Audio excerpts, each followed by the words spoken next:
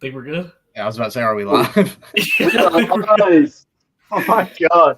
We have a little bit of lag today, but welcome back to the Red Zone Show, everybody. I know there's nobody watching, but that's okay. We got a couple of special guests that are going to be on the show today. A friend of mine who plays football for Richmond, he'll be in here in a little while. And the guy behind Bet the House will also tell us a little bit about his company, and then he's going to help us set up a nice underdog fantasy parlay. But yeah, let's jump right into the show. I think it's only right that we talk Army Navy first because no one gives a crap about Army Navy. Not as much as other things. But I do want to toot my own horn real fast. I did win $10 on a $5 bet. I bet Navy to win. There you go. And they beat them. Let's go. Let's go. That's 2x. It was. Well, I think the coolest part was watching Navy be the underdog the entire time, and the quarterback that was supposed to run the ball so well was not able to, and it was the other guy on the other team was the one running all over him. So that was pretty cool. But it was cool to see Navy get a win. It's been I think 4 years since they won that game. Really, it's been that long? Yeah. I didn't know that. I think so. Yeah, I think it's 2019. I think it's 5 years. 2019 was the last time they won. Yeah. I just want to say, on last week's episode, I said take Navy plus 6.5. Just want to put that out there. So if you guys watched last week, took my advice, you made some money this weekend. I took awesome advice. I had some money in my account now. We're chilling. Hopefully you didn't take Peyton's advice on the Devon Achane touchdown. Yes, about that. Underdog Fantasy was an absolute disaster failure. Unfortunately, every single other bet, like all of the other players in the parlay hit except for Devon Achane. As we continue to watch Tua spell out CTE and interceptions. So he had 3 picks. One for each letter, dude. One for each letter. You gotta love it, dude. Gotta love it. And then what else can we talk? We can talk about the jump into the Heisman if you want. Yeah, let's do it. Let's do it. The good old the Ashotn Jeanty got snubbed Heisman title. We'll go over to Peyton. What does Peyton think about Travis Hunter winning the Heisman? I mean, I'm not going to say that it wasn't well-deserved because, I think it was well-deserved. And I think in any other any other Heisman, I guess, class, if that's what you want to call it, I think Ashton Jeanty would have won literally any other year. I just think this is probably one of the most competitive, if that's how you want to put it, races in a while. Because, last year you look at who was it? Was it Jaden Daniels, Marvin Harrison, Caleb Williams? Was Caleb Williams in the last year? I don't know if he was a finalist last year. I don't think he was a finalist last year. I'll look it up really quick. Keep going. I'm gonna look it up. Yeah, the thing about last year was that I don't really know what the big separation between Jaden Daniels and whoever was supposed to come in second was. But this year, like I said before, I think it's one of the most competitive Heisman races in college football, in the history of college football. Maybe, I don't know. I'm a relatively new watcher, so I can't really speak fast. But I said, I don't think Ashton Jeanty got robbed per se. But when you put up numbers like that, I think he had more rushing yards than Derrick Henry did in 13 games. But again, like I said, when Derrick Henry won the Heisman, I don't think it was close between somebody else it was between having. That's a good point. Ashton Jeanty. Because the Jaden Daniels Heisman, there was I don't think anybody really doubted that even though he may have not been on the championship team, he still was the best player in college football, undoubtedly. There was nobody even close to his level of play. So I think in that regard, it made it way easier for people to vote for him. But it is crazy. There was really no debate last year when it came to Jaden Daniels. No, exactly. There was no it's going to be close. We don't know who it's going to be. Yeah, I think. I think the only thing that I would say. The only thing that I would say about Travis Hunter winning is that he didn't lead in any category for any either cornerback or receiver. So it's kind of it almost feels like they gave it out based on like who led the most snaps played. That's kind of what it felt like. But at the same time, when you have a player playing that highly at both of those positions, I think you kind of have to give him the Heisman. Jeanty's when you were talking about stats, Austin, I kind of pulled up some stats. So Travis Hunter on the year, he had 92 catches, 1,100 yards, 14 touchdowns, and he averaged 12.5 yards a catch. And then on defense, he had 31 total tackles with 4 interceptions. But his snap count on the year was 1,380. He played 1,380 snaps during the season. He had 686 on defense and 670 on offense. And I went and checked on like the PFF ranking, and PFF has him ranked as the second best cornerback in the entire nation. And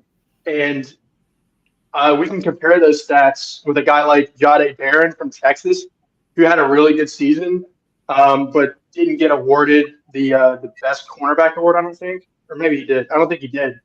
But he had 47 tackles, was it Travis? 5 picks. Yeah, I think it was Travis. He had 5 picks, a sack, and then he played 744 total snaps on defense alone. And then he had 408 snaps in coverage. And Barron was not top 3 in the PFF cornerback rankings. So you got to think about it. So Travis Hunter was one of the best corners, and then he was also a top 5 receiver. And the way that Travis is able to track the football as a wide receiver and then channel that into being a cornerback and like running with like you watch him, he runs with a receiver and then he makes a catch that looks like it was thrown to Travis. Like his interceptions look like they were thrown to him as a wide receiver. But so that's pretty cool. What else did I have for Travis? Yeah, some other things about Travis. I just want to say really quickly. Now that the Heisman's over and everything, what was you guys' thoughts on Cam Scatabo? Am I saying that last name right? I think so. Scatabo, yeah, it's one or the other. How many touchdowns did he have? I know that. I mean, obviously he's no Jeanty, but he was acting like he was the best. He had I can't remember if it was his rushing yards straight up or if it was his all-purpose, but he had over 2,000 all-purpose yards, if not 2,000 rushing yards. I don't know which one it was, but I know he had 2,000 yards somewhere. See, I didn't even hear anything about him until they played in the Big Ten championship. Yeah. Yeah, Arizona State like ran under the radar. They were forgotten for the first half of the season, and then you have them start to like. You can sort of see Arizona State slowly moving up the Big 12 leaderboard, and then you get to the championship game and he's going crazy, and he completely led that team to that championship game. Him and that quarterback, Matt. I don't know his name. I can't remember. Yeah, it's crazy. And then, he had 3 Heisman votes. He had 3 Heisman votes on top of being Cam Scatabo had 3 Heisman votes. Somebody voted for him. 3 people voted for him, so he obviously had, legit prowess and whatnot. So, yeah. Yeah, but I mean, I'm not saying this like discredit anything, but the only thing I can think of when I think of that is like when people would write in LeBron for write-ins during the election. Yeah. I mean, like I said, I'm not discrediting him in any way possible because, like I said, I can't remember if it was his rushing straight up or all purpose, but he had 2,000 yards. So I think that deserves a Heisman vote, undoubtedly. But that's just what I think of when I think of that. Yeah. Well, think about him having all this. Think about him having all of those purpose yards, and then you look at a guy like Ashotn Jeanty, and this is the stat that, like, to me, in any other world would win him a Heisman is 1,500 yards after contact. That's insane. After contact. That is a normal. That is an amazing season by any other running back by itself, and that's just his yards after contact. It's When he ridiculous. came to It's an Georgia insane Southern, he ran all over Georgia Southern. And like I remember watching that game on TV week 1, and I was like, that guy's gonna win the Heisman. Dude had like 300 yards and 6 touchdowns Against Georgia Southern? Yeah. Yes. 6 touchdowns, Sam Houston's about to do that. dude. They play Thursday. Sam Houston is about to put BTA on Georgia Southern. BTA. What does that mean? I can't say it. No, bro, go ahead and say it for the stream, dude. BTA is belt to ass. Sam Houston is going to put belt to ass on Georgia Southern come that bowl We game. might have to have an emergency podcast Friday because or Thursday night after that game because there's a lot of hype going around that little game that no one cares about except for this podcast. But Exactly. We might have to. I might have to sit in a mediator position and let Austin and Peyton hash that shit out. I don't even know. Peyton's only going for Sam Houston because he knows that it's going to get on my nerves. That's the only reason. Halfway. Hey, but you also, attended a Georgia Southern graduation. You went to Georgia but I Southern. wish I was You've at been in Sam the- Houston. You've been in the bars at Georgia Southern. But I wish I could have gone to the bars in Sam Houston. No, you don't, dude. I promise you don't. I promise you do not. I don't Sam even know where Houston- it's cool. Peyton dreams about being a Bearcat in his sleep. Dude, Sam Houston Bearcats, go Cats. Jesus. All right. We're gonna see what happens. I I don't even know if that's their I don't know what you call it, their thing. I don't even know if that's their thing. So you know what? We just need to move on. He doesn't even know what he's talking about. He's acting like a Bearcats fan. Yeah, he doesn't even know. Mason McFarland wants to talk about Harambe's total yards this season. That's a great idea. Yeah, Harambe. Last time I checked, it was 0. Yeah. No yards this season. I don't think he's played since. What we need to talk about is why Mason McFarland looks like Harambe. That's the real question. Oh, goodness. Okay. Thank gosh, Mason is chained to his comment section. You know, he's not on the show. He can comment anything he wants, but nobody's gonna say anything about it. Yeah, for real. Yeah, you better do that right now, Austin. What we got next? I was gonna. Jackson Dart going to Oklahoma. I mean Jackson Arnold going to Auburn. Pete, ain't no way. I Ain't know. no way you do that again. I'm just messing. I was about to say. You do that again? Yeah, Jackson Arnold. Jackson Arnold goes to Auburn. I think that's the quarterback that Hugh Freeze is missing. I'm going to be very scared of Auburn next year. Not as a contender, but as a South Carolina this year kind of playoff destructor. Yeah. I think they're going to be able to compare them to Texas A&M a little bit. Yeah, they're just going to be scary in the sense of like they can look really good, and it all based upon what does Jackson Arnold do. Exactly like Texas A&M, the way that they looked at Connor Wegman, like how good are we going to be? I don't know. We'll see with Connor Wegman and see what he's able to accomplish. And they've got a really young wide receiver core too. Yes, and they're all really good receivers too. Mm-hmm. They can catch. They can all run routes really well, better than Georgia's receivers. So they're going to be good. They're going to be really good. It just is a matter of can they get some weapons on defense to counteract their offensive, power at that point. They can put some DBs in the back and that are actually good. Did Auburn play Oklahoma this year? I feel like they might have played. Does anybody know? They might have played. I'm about to look it I up. have no idea. Look at that page.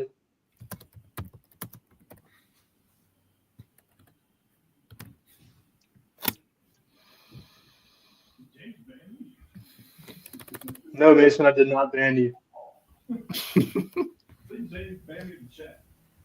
No, you're not banned from chat, Mason. Yes, they did play. Auburn lost 27-21 on September 28th. I don't know if this is from 2024. Let me confirm.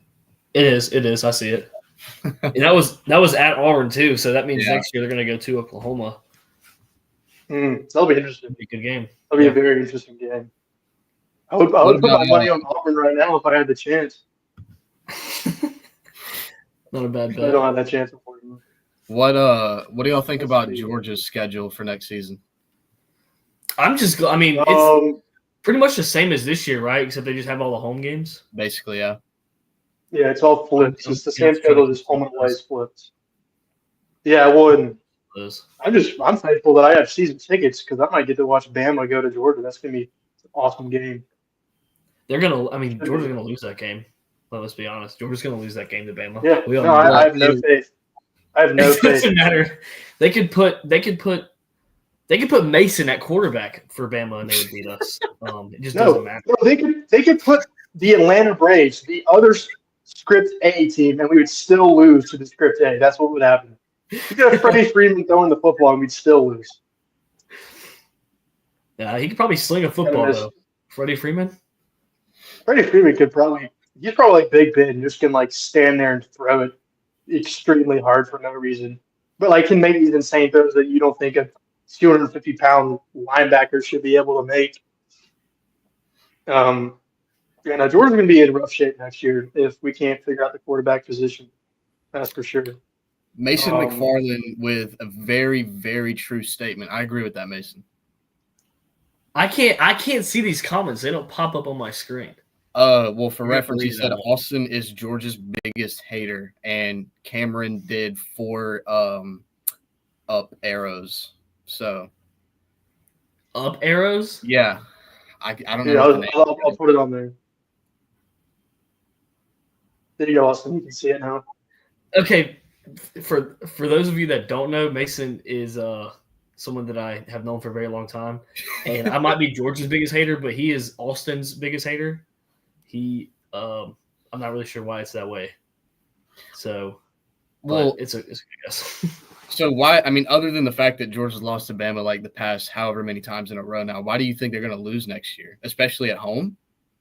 They just Bama just owns Georgia. Anybody can tell you that, and I don't know why Mason's even commenting that because we had this conversation earlier today, and he literally agreed with me. Actually, it wasn't today. It was probably this past weekend at some point, but he literally agrees with me with that. I know that for a fact. So, chat ban Mason. Mods, get him out. Mods, get him out of here. Does anybody know the outlook on Jalen Milroe? Is he going to go to the draft or is he coming back? Is there any type of news or speculation or anything on that? How old is he? He's looking like a top 15 pick right now. If I was him, I would leave. I mean, yeah. I don't know. As a Georgia fan, I hope he leaves. Well, yeah, undoubtedly, but I don't know. I don't want to say that I don't think he's proved himself enough because I think he has proved himself enough, but I just don't think there's enough good tape, if that makes sense. Like you look at the Oklahoma game and then you go look at how he played against Georgia. I understand there's 2 completely different defenses, but I mean, in common sense, you would lose to the good defense and win against the bad one. So that's where most of my confusion from Jalen Milroe comes from is that he plays really well in higher pressure games, if you want to call it that. But I don't know. I just feel like when the expectations are low, he goes even lower, if that makes any sense. Yeah. Well, I think it doesn't matter. We're not talking about that anymore. We're talking about Jalen Milroe, bro. You're comparing Oklahoma's defense to Georgia's defense. They own Georgia. No, listen. Going back to the draft thing about Jalen Milroe and Peyton saying there's not enough film. To be honest with you, it's exactly like the Anthony Richardson crap where Anthony Richardson is terrible. He played horrible in college. The only thing he had was an insane arm, a good deep ball, and he could run. Basically, Jalen Milroe.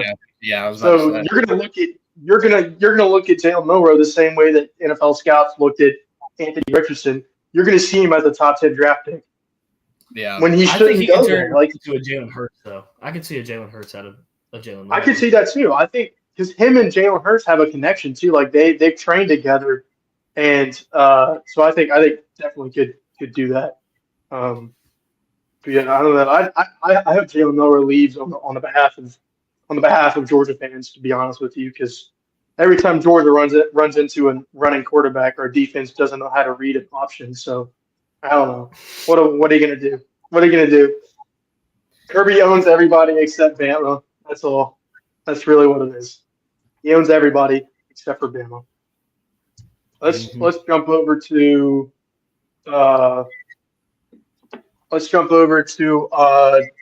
the Julian Humphrey to Texas A&M.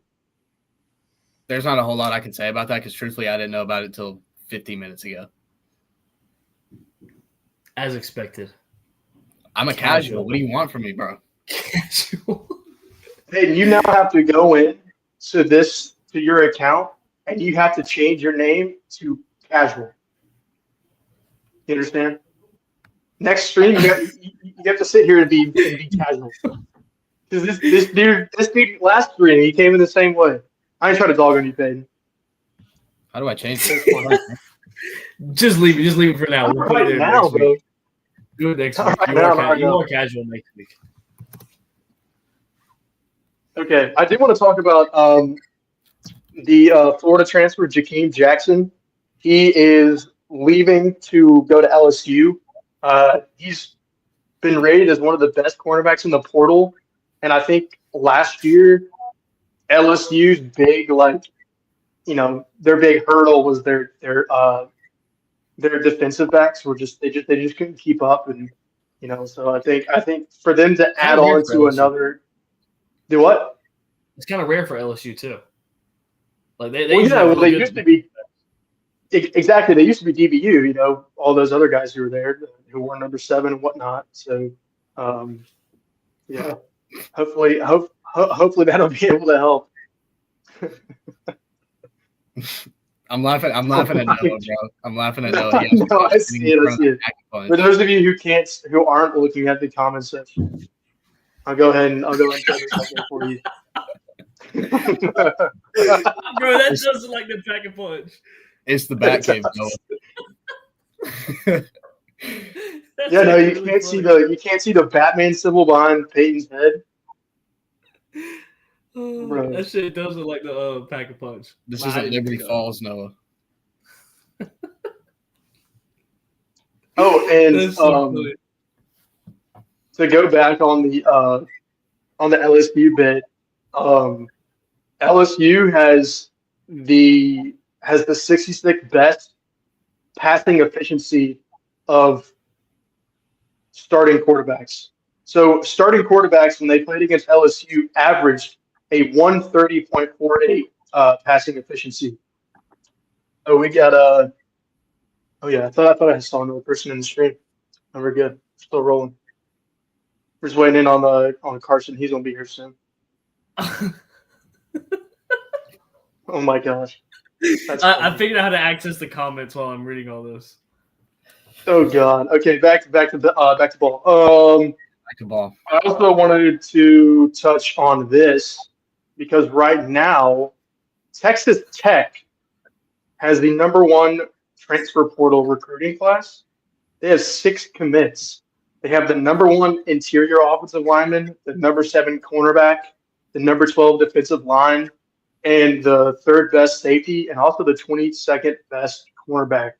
So right now, Texas Tech is cooking for their Big 12 for next year's Big 12 season. They're loading the box here. Bro, can y'all be serious in the comments? I'm trying to think. I'm trying to think, and they're in the comments like Mason's trying to help us go viral because once I put this in the stream. It's like, we didn't have no problems last week. We had a family friendly stream, and then the McFarlands was to come on here and start commenting and stuff. Ban them. So who is do you have the names for these commits? Anybody? I can find them for you. Because I want to know who the first interior lineman and the 7th cornerback and the 3rd safety. All right, hold on.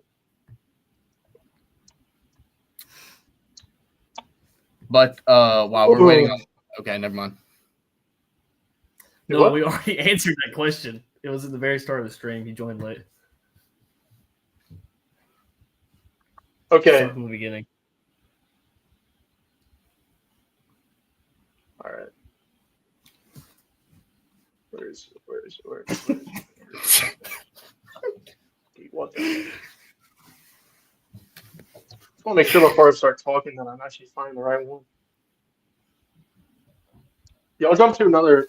If y'all need to jump to another one, you can. Oh wait, Okay. I think I was about to ask what y'all's in-depth opinions on Carson Beck possibly returning to Georgia next year. I think that's dumb. I think if he tore his UCL and he has to get Tommy John surgery, he's not the same quarterback. He's not the same guy. I mean, no. Is that like a he's not trend gonna that throw the ball. happens? Dude, it like pitchers in the MLB and honestly at any level, whenever they get that surgery, like, I mean, they come back from it sometimes. I think Shohei just got it. I think he's fine. I don't know if he pitched this past year. I don't think he did because of the surgery, but like that surgery is serious. Like a lot of people can't come back from it at all. So is it like is it kind of like tightrope surgery, but in your elbow? I don't know what tightrope surgery is. Oh, that's what Brock Bowers had to get. It's like when they drill 4 holes. I think this is it. It's like when they drill 4 holes into your ankle or the back of your ankle, and then. Or wait, no, this is for an Achilles tear. Never mind. I don't know. Knee surgery?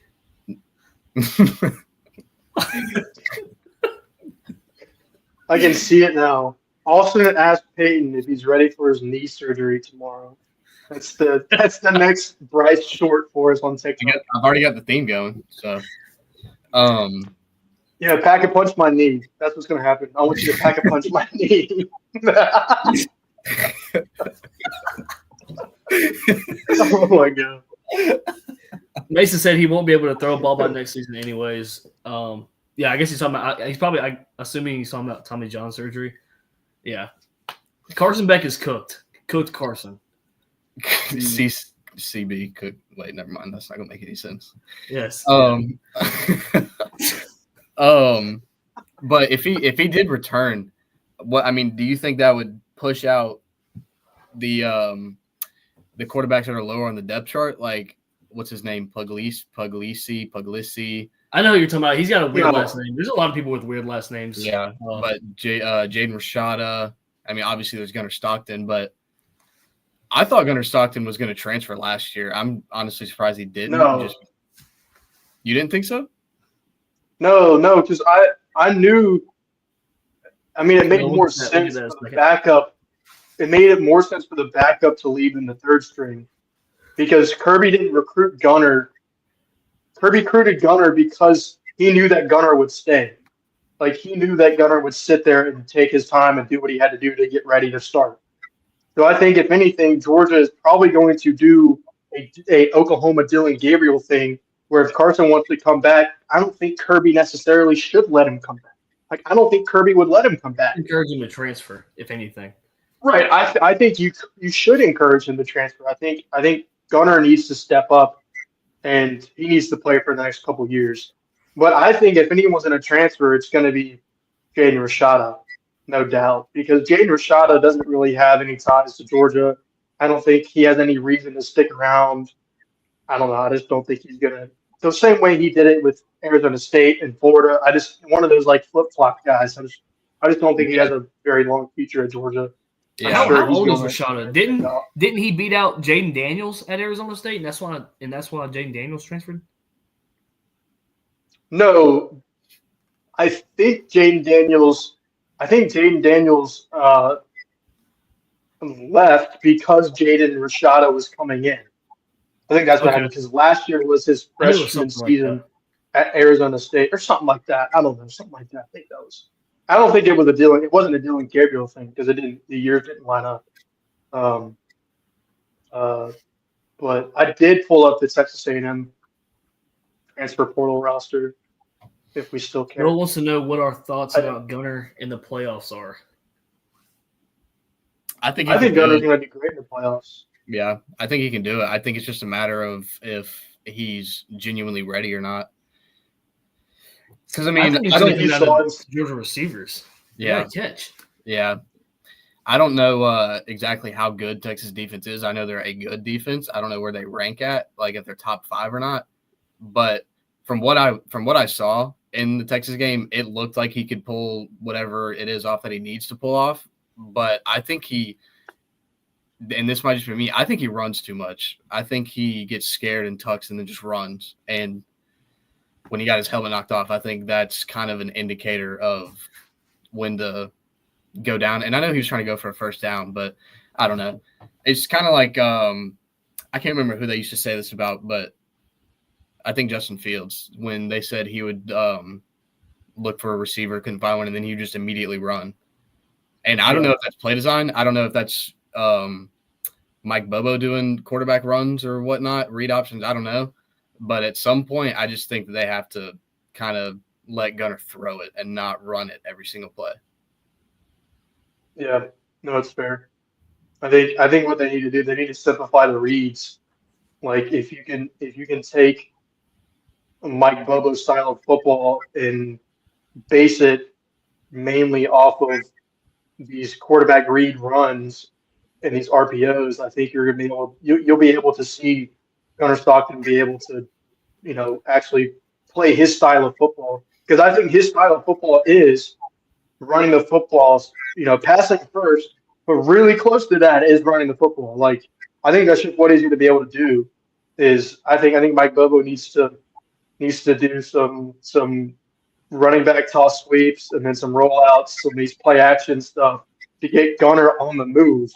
He needs to be out of the pocket. He doesn't need to be sitting in the pocket, to me.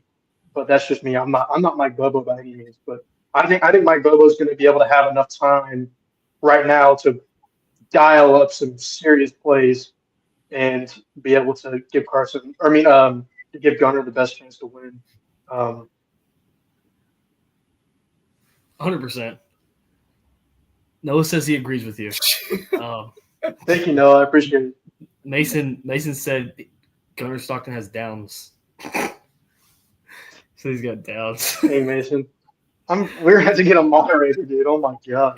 No, we're actually going to have to ban Mason from chat. Like, he's going to have to get permabanned. Permabanned. Permabanned. I'm going to do dude, that's funny. I can't ban you, Mason, by the way. Does anybody know if Gunner was a 4 or a 5-star? Because I've seen all over the place. I've seen 5. I've seen he was a 4. He was 5. He was a 5-star. He was a 5-star. No. Yeah, no, Gunner was a 5-star. He set every record for high school quarterbacks, I think, in the state. Yeah, most total yards, most total touchdowns. Ridiculous stats. Mason, he did get rocked. I will say he did get rocked. Was it enough to shift his biological makeup? I'm going to say probably not. It probably didn't change. But, yeah, it was definitely a tough shot. Do you think Gunner Stockton will be able to spell CTE with interceptions?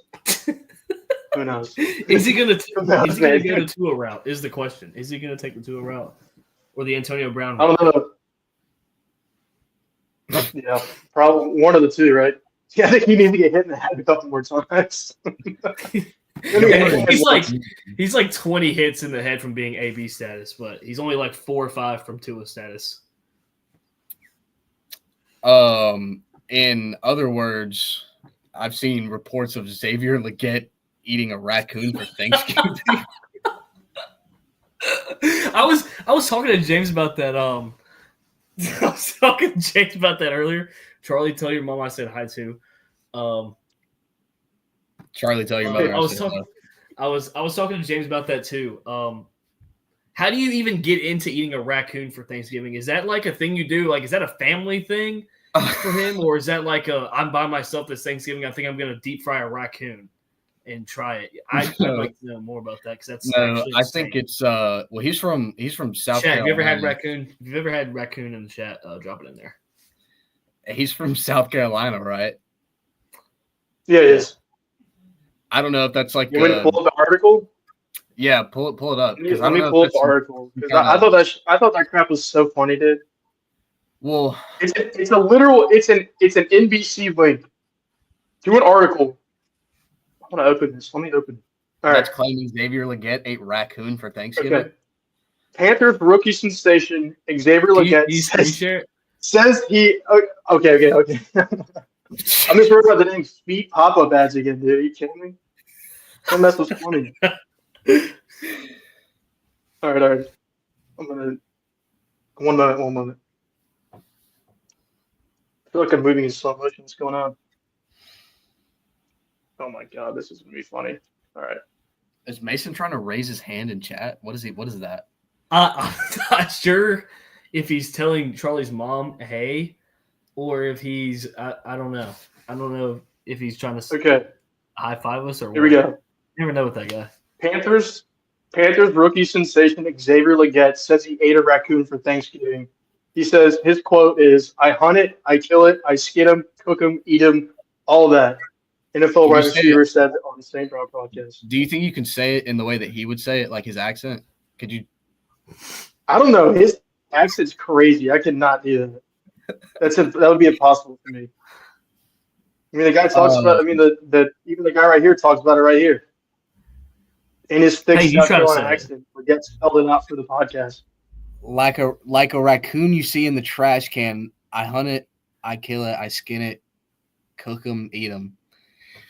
So, do you think it replaced the turkey, or do you think they still had a turkey with a side of raccoon? Yeah, I have a lot of questions. My question is, number one, how do you guys think it tasted? Number two, do you think Xavier Legette supports the Second Amendment? I'm going to say probably. Okay, I think he shot it too. I think he's the one that killed the raccoon and ate it.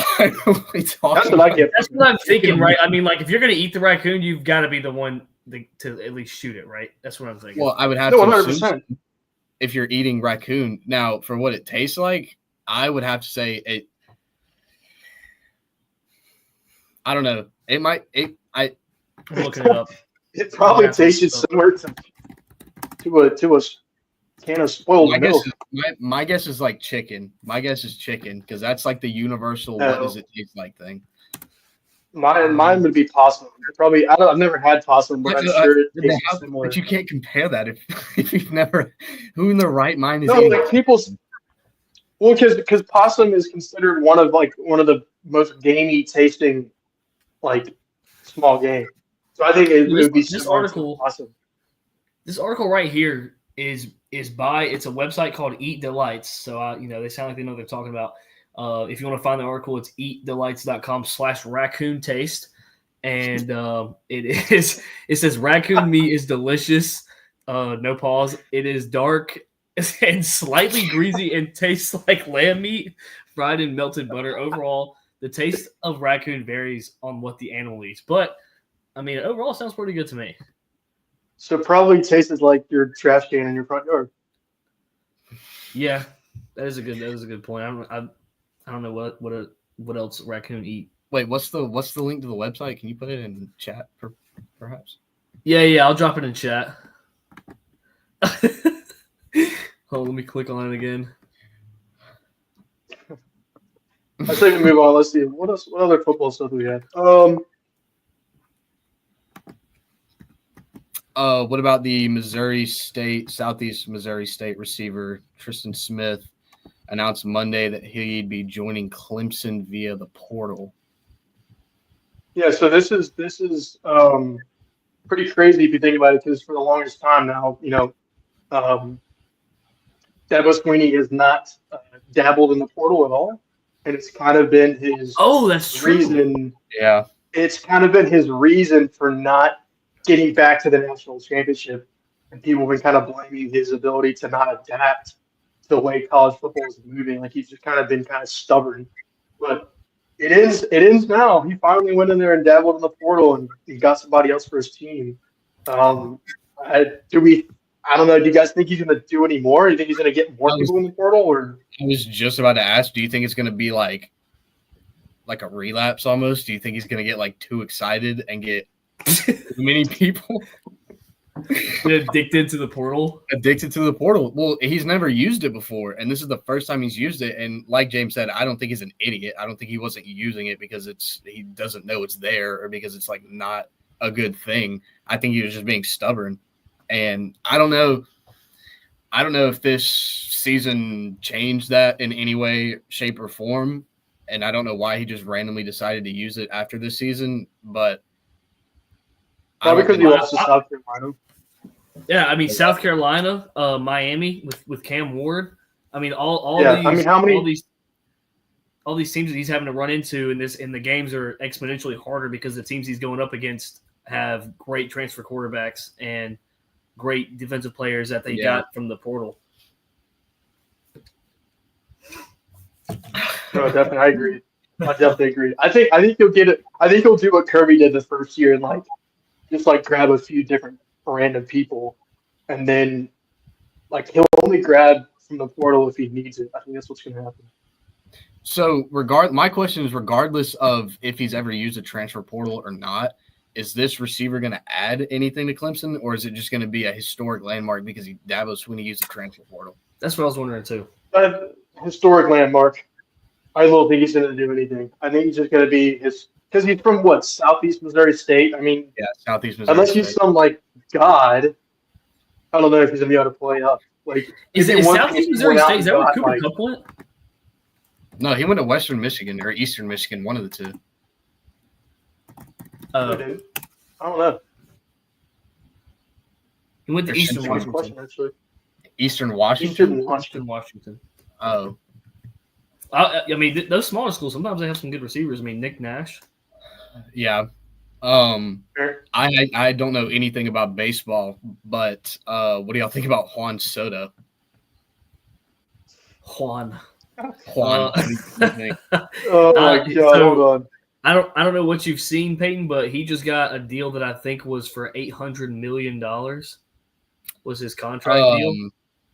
Yeah, it was his contract deal is 15 years, $765 million.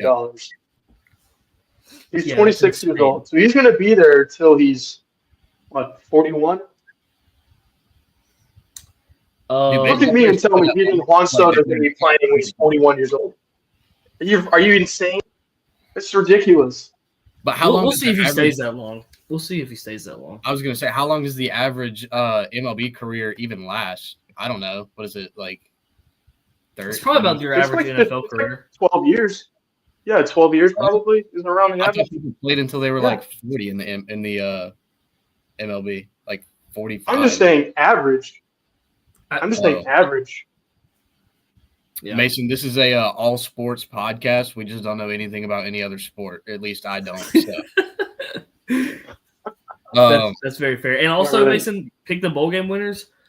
We see how loyal of a fan you are because we did that last week. Yeah, I was just about to make that point as well. You're going to go back and watch that one. Thoughts on? All right. Well, we do.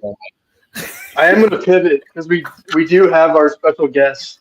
We do have our special guest in the waiting room. So we're going to jump over to Carson Stocklinski and we're going to give him the street. What's going on, everybody? What's up? What's up, Carson? How's it going, brother? Yeah. Oh yeah, you're good. You're good. Sweet. All right.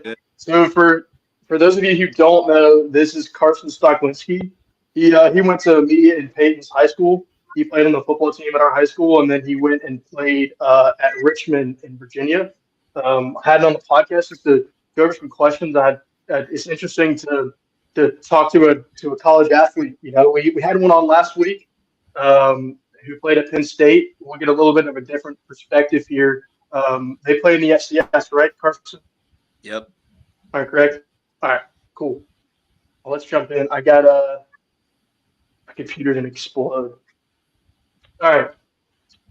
So, what position did you play, Carson? When you first got to Richmond, where did you start?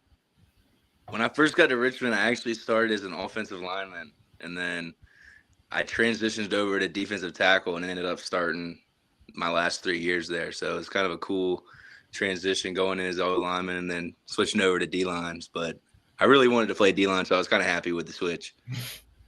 Yeah. What was it like? What was it like practicing compared to high school? Was it much different or was it pretty similar? To be honest with you, it's probably pretty similar because Coach Nolan, he ran our high school team kind of like colleges do. So I mean, it wasn't too much different. Just better competition mostly was the biggest thing that I saw from it. Carson, what's the biggest stadium you've played in? Michigan State. That was a fun one. Oh, that's sick. Yeah, it was like the sick. first game of the season, man. They packed it out, so it was a good time. I mean, they beat our butts, but it was a pretty cool experience.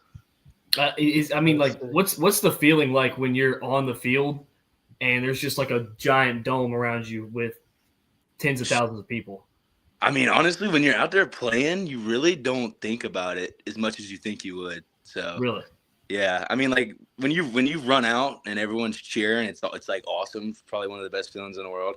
But like when you're actually in playing the game, you don't really think about it too much. But yeah, it was we played Michigan State. It was the game right before they fired the head coach for the things that he did with his assistant there or whatever it was. Oh my gosh. we Mel Tucker, dude. Oh my gosh. Damn. Your product. Yeah.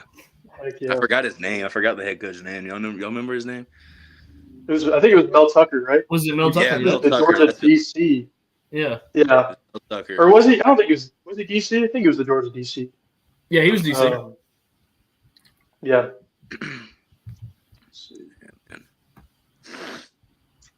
So, did you so when you were recruited to Richmond, they recruited you as an O-line, right?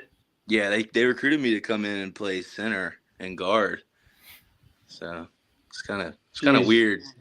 But I mean, as soon as I really didn't like playing O-line in college. I kind of hated it. Like I almost quit football. I hated it that much, and then they ended up switching me over to D-line, and then I was like, hell yeah, just loved it from there on out. Yeah. Yeah. Well, you played D-line in high school, didn't you? I played D-line. I played D-line in high school. That was one of the reasons why they switched me, because they were like, we saw your film in high school. I mean, you're good enough to play it. So then they switched me over and just kind of ran with it. Started my last 3 years, like I said earlier. So it's a blessing in disguise. Well, yeah, exactly, man. What exactly was the recruiting process like? Well, I only had one D-line offer out of high school. So most everyone wanted me to play O-line because I mean I was decent at it, but I mean overall my process was kind of slow because it was like prime COVID when I was getting recruited. So we couldn't go on any visits or anything like that. So it was kind of weird committing to a school without ever even stepping foot on the campus. But I did it and it paid out for me, so I can't complain with it. That's good. Well, how was your season? Oh, my fault. What was it, Austin? Noah had a question in the comments. I guess he says, how hard is it to hear in big stadiums? So I guess like when you play D-line, and I guess when you had to talk to the DT or the ends or anything, I mean, is it really hard to hear when you're at Michigan State to talk to each other? It wasn't that hard to hear because when their offense is on the field, the fans are pretty quiet. But I know when our offense was on the field, I could barely hear our defensive coordinator telling us what to do on the sideline. So yeah, I'd definitely say it's hard to hear. Golly. Yeah, especially first game of the season there. So. Yeah. Damn. Yeah. Were you inside or outside O-line? I played center and guard. I kind of played all over. They had me at tackle for the first summer, and guard and center. So I was kind of playing all around on the O-line. But yeah, the O-line coach wanted me to be a center, but never worked out. Yeah, is there like a big, I guess not skill gap, but is there like a large margin in between how hard it is to block like a D tackle compared to an edge rusher? Or for sure, because those edge rushers are fast. Yeah, get off the ball fast, or most of them are pretty long, like 6'6", 6'5". So, and they got the speed. They got the speed and the power with it. Yeah, it's definitely harder to block those edge guys. That's why all that NIL money is going to those guys, because they want the people that are going to get after the QB. Yeah. Have you played? Have you matched up with anybody? My fault. You want to go, James? No, you're good. You go, Austin.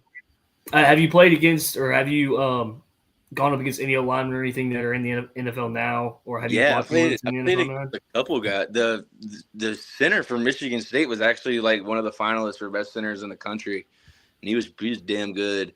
And then we played Campbell. They had two guys go to the league. They had two tackles go to the league, so I didn't really go against them that much, but I took double teams from them whenever the guard hit me, they'd smash my hip down. But yeah, I mean, I've played against a handful of guys that are in the league now. So, and I've played against guys on my team in practice that are in the league. We had a tackle go to he's on the Colts now, I believe. So one of my good friends. So yeah, going against him in practice all the time helped me out too. Was it weird going against those college guys when you just played in a small league in high school? Like what was the difference? Was it just a huge difference? Did you notice it? Yeah, I mean, I went against some good guys in high school, like Peach County. I went against a tackle that was committed to Alabama. So I mean, he was legit. But yeah, once I got to college, it's like once you get to college, everyone's good. In high school you could pick on a couple guys, but in college, everyone's pretty solid. So it's a lot harder, But I mean, it's fun though. I like going against good competition. Yeah. Do you remember playing against Malachi Starks? Yeah, I did. Because I remember Coach Nolan, he was like, you're going to see this guy play on Sundays when Malachi was a sophomore, I believe. And because he's 2 years younger than us, right, James? Yeah, I think so. Yeah. I remember being at that game that he was there. I don't remember any plays he made, but I just remember being oh, I recognize Malachi Starks' name. And I was like, oh, shoot. We played against him in high school. That was when we played at Jefferson, right? Yeah. Yeah. That game was crazy. That was a crazy game. Because everybody thought because we won that game, didn't we? Weren't we supposed to lose? Yeah, we won. I think it was a close game, but we won. But dude, I remember I was cramping up on the sidelines because I was playing both ways. And after that game, they gave me an IV every game, so I could play both ways. Yeah, bro. Yeah, that's crazy. It was that was probably my favorite high school football games. Yeah. Do you remember the quarterback? Was that the Max Johnson year, or was that? What was his name? He was a short, stocky guy. Yeah, number 1, right? I remember. I know what he looks like. Kobe. He had the Kobe something maybe. Was it Kobe? Pretty sure he went to Harding, right? He went and played college ball at Harding out of high school because I think Harding used to run the triple option. And that's what they ran at Jefferson at the time when we played them. Yeah. No, that's crazy. Do you remember what was one of your favorite plays from college? Oh, one of my favorite plays in college. I'd have to say it was William & Mary my junior year, 3rd and 2, tie ball game. Blew the guard up. They were running stretch, blew the guard up, running back fell into the O lineman. I tackled him for TFL. They did 4th and 8 or 4th and 9, I believe. So that was probably my coach the next day at film. He was rewinding it. He was the guy was that's probably pretty sick to watch. Yeah, dude. That was probably one of my favorite plays. Mason says, "What's your most notable tackle that you made?"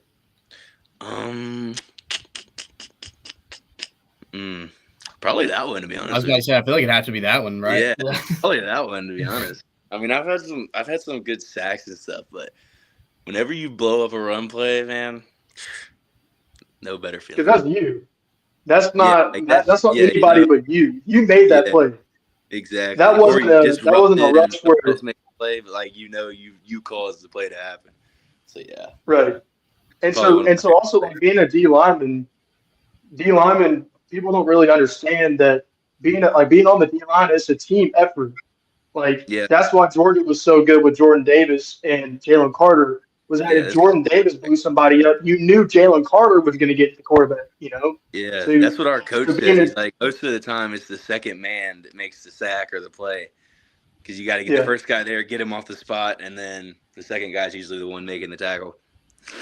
Yeah, you're getting double teamed. You're yelling at your buddy. You're like, "Yo, I'm getting double teamed. It's your bro. If I'm getting double teamed, you got a 1-on-1, so you better win." Yeah. No, that's sick, dude. So, how did this season go for you guys?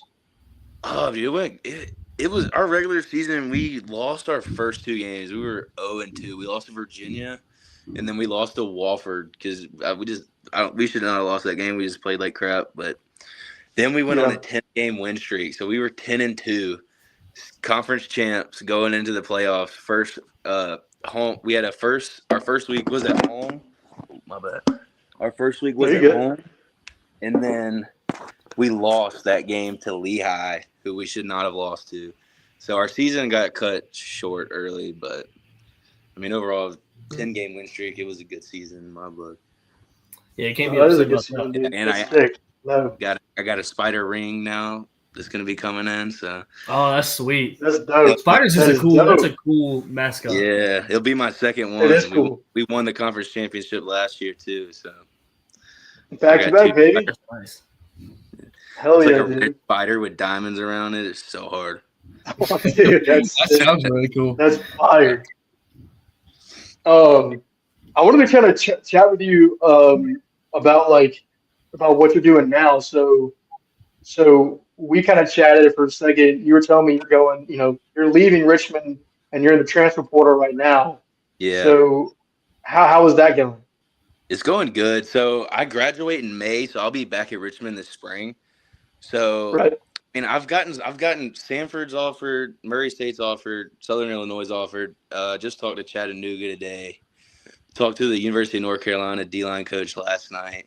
So I mean, it's going good. Nice. But a lot of these guys are trying to get their mid-year transfer guys right now. And so since I'm a May grad, they're all telling me my recruiting is going to be a little bit slower right now because their top priority is the mid-year guys, which I mean, I totally understand. Right. But Yeah, that makes sense. but I'm not going to throw my degree away to go play another year somewhere in December. I can wait. Right. Yeah, for real. But go ahead, James. no, you're good. Go ahead, Ben. I was just gonna say, is the portal recruitment like the same way as it is out of high school? Or Yeah, is it it's the exact same. The only thing is I have a little bit more experience now, so I kind of right. understand more what's going on in the portal. But yeah, overall, it's similar, very similar. But it's kind of different with the NIL. I've had a couple teams talk about NIL and money, and that was not a thing whenever I was getting out of high school. And NIL is Yeah, I changing, can imagine. Yeah. changing the whole Yeah, game. that'll sway you pretty good, man. A couple extra dollars in your pocket. I mean, sign a contract for a bunch of money. I mean, yeah, but Yeah. I'm trying to start my life too. I think I would sign for a freaking Prius, man. If some dealership was offering me some electric car, I don't care what it was, I'll take that, man. That's sweet. Yeah. Take all you And can. for real. Well, going back to kind of like your high school recruiting, my brother Charlie in here, he's asking how hard was it for you to get into college football? Like was it like what was that process like? Did you have to send a lot of your tape to a bunch of different people? My brother's actually he's going to be a sophomore, and he's playing on varsity soccer right now. So like what kind of advice could you give him? I would say be aggressive with it, man. Like text coaches first, send them your film, let them know everything. Yeah. Like, I mean, because if you sit back and just think that they're gonna come find, like, there's so many people out there that are trying to do the same thing that you're doing. You just got to separate yourself from them. So I mean, I would say be aggressive about it. Yeah. So you're saying not even necessarily on the football field separate yourself, like just put in the effort off the football field. Put in the effort. And also, if you have connections with people like family members or anything like that, use them. Use every resource you can, because at the end of the day, they have a list of names who they're looking at, and if you don't put yourself out there, you're not going to be on it. But you can never stop them, because I mean it's your dream, and if you're good enough, they'll see your text and look at it. Yeah. No, my brother. Not to toot his horn because he's not here, but he's legit, man. He's a really good athlete, and it's one of those things. I'm like Charlie. You know what? He plays goalie. Dude, he got on the Georgia the OFC club, but he's on the 18 U team at 15, starting as their goalie. So going to like camps? That's what I was about to ask you. Like, how many camps did you have to go to, or did you really not really do much? Like I said, I was during COVID, so like all those things were shut down. Yeah. It was all shut down. Like I couldn't go to any camp. Like my biggest offer was Arkansas State, and then COVID hit, and I kind of was like, dang. I committed to Garner Webb actually So I was like, I'm gonna commit now because I have no idea what's gonna happen with all this COVID stuff. And then I end up decommitting on signing day to Gardner-Webb and committing to Richmond. Crazy. Oh my gosh. Yeah, Did the flip. Nice. Yeah, the Gardner-Webb people were not very happy with me. It don't matter. The whole staff left the next year, so it's like glad I didn't go there. There was obviously something else going on. Yeah, exactly. I probably would have stopped playing football if I went to Gardner-Webb. I'm not gonna lie. Really? I've heard it. So it's crazy how important it is to be on like a team that just cares enough about their players to retain them. Not even to retain the backups, like what Kirby's having to do right now in Georgia. He's having a tough time trying to keep the backups there, but he's done such an amazing job of just keeping the freshmen involved and trying to keep the freshmen active in what's going on or in the culture. So I mean, that's got to be hard to take care of. A lot easier to do when you're winning too. Yeah, it is. Yeah, it is. The portal's ridiculous, man. It's crazy. College football is literally like the NFL free agency now. It's insane. Yeah. I saw. Where do you see it going? Oh, my fault, Austin. No, you're good. What was it? It was Penn State's head coach, actually. He suggested the other day in a press conference, he's like, we need a college football commissioner at this point. Yeah. Like somebody to put a limit on this kind of stuff. Well, I look at it like this. It's going to open up so many jobs for people, too. Like, think about, like, analysts, how that years ago that was the big job. Now that this job is going to open up a lot of – I believe it's going to open up a lot of jobs for young people that are intrigued with sports and stuff like that. Because, you're pretty much an agent. Yeah, for sure. Yeah. Yeah, there could definitely be – I hadn't even thought about that, but there could definitely be agents and stuff for these top-tier transfer guys like Jackson Arnold. He could definitely have had – Because all it is like, hey, man, I'll get you the offer, but you got to give me 15% of your NIL deals. Yeah. Yeah, no, that's a fantastic 200 right there. Pretty penny. Yeah. So you got 4 guys on your roster that you take care of. That's exactly $800K that you're walking away with. You're set for at least 4 years. Just standing in a suit and tie, talking to people. Yeah. Jeez. Dream job for some. Yeah. Yeah, that'd be sick. What y'all think about the Belichick? So Carson. Yes, we talked about that. So our first video, our first live stream, the title of that video was Bill Belichick Goes to College. What do you think about it? What do you think? Like, do you think it's going to be good for college football to have a guy like him in there in the helm, or do you think it's going to transfer us into a place we don't want to be? I think it's going to take it in the right direction. I saw they offered a white center from Holy Cross, and I was like, that screams Bill Belichick. Yeah, it does.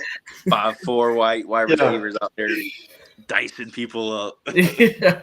So, he wishes he had Holy Cross, man. That's funny. Yeah, I think the game's changing, and I don't think we're going to be able to stop it. So, it's just gonna have to roll with it. But yeah, I mean, I think it's good players get paid. I just think teams are gonna start having to have a cap like the NFL do, and you're only allowed to offer so much money to a certain player, or the players are gonna have to sign and be like, I'll come play here for 2 years for $500,000, but you have to sign that you'll actually play your whole 2 years and you can't leave. Right. Yeah.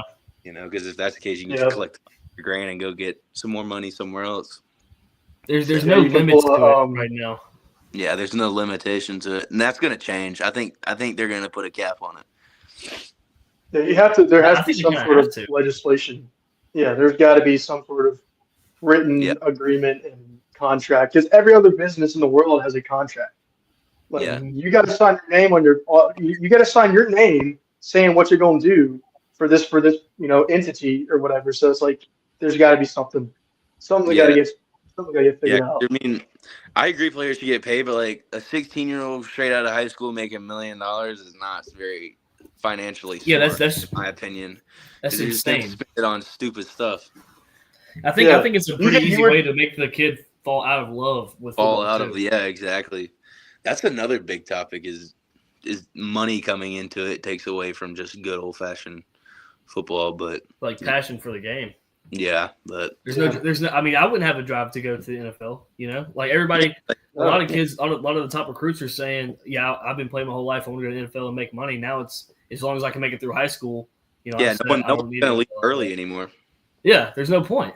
Yeah, no. Take that 5th year, make more money. Yep, it's crazy. Yep. As for your transfer portal, your experience so far, have you heard anything NIL talks? Yeah, like I had 2 schools talk about it, but I mean nothing that you're going to be getting at Alabama or anything like that. No 20 million, 30 million a year. Yeah, no deals like that. They're out here talking about free lunch, Carson. Yeah, all they say is we'll throw you some. They don't really give you a number yet because I'm still in the process, but they're like it won't be earth shattering, but you know, you'll be comfortable. And I was like, shit, that's all I need. Yeah, that'll work. Yeah, man, that's all I need. Sweet. Well, and my brother was saying he got a invite from Wisconsin to go, I guess, to a camp.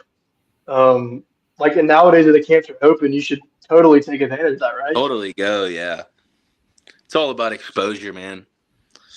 Yeah, because you have for people who don't understand how training camps work, it's you get an invite from Wisconsin Athletics, but it's also you're gonna have other people from different schools.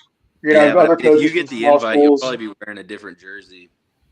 That's how we do it at Richmond. We have camps. We have guys that we're recruiting in different jerseys, and then because I'm gonna be honest with you, most of these camps are just money grabs. They just want your money.